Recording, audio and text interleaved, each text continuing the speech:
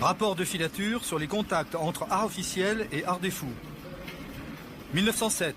Publication de l'art des fous du docteur Paul Meunier. 1919. Exposition Dada à Cologne, organisée par Max Ernst. Dessins d'enfants, sculptures africaines, objets trouvés, dessins de malades mentaux. 1921.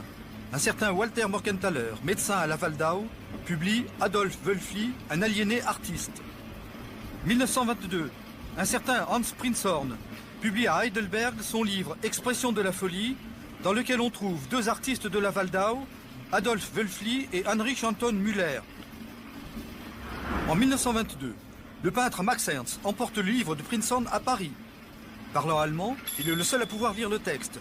Il le donne à Paul Éluard, qui le montre à Picasso, etc. Le peintre Hans Bellmer qualifie ce livre d'un des événements intellectuels les plus importants du siècle. C'est probablement cet exemplaire qui atteint ensuite les cercles surréalistes. 1924. Les collections d'art des fous sont à la mode.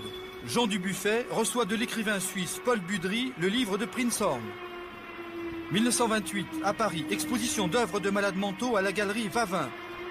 1930.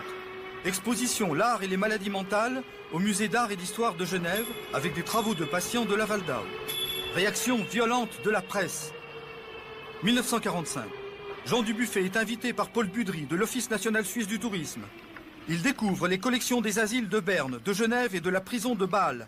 À son retour du voyage effectué avec Jean Paulhan, Raymond Queneau et Le Corbusier, Dubuffet définit ce qu'il appelle l'art brut. 1947, première exposition du foyer de l'art brut à Paris.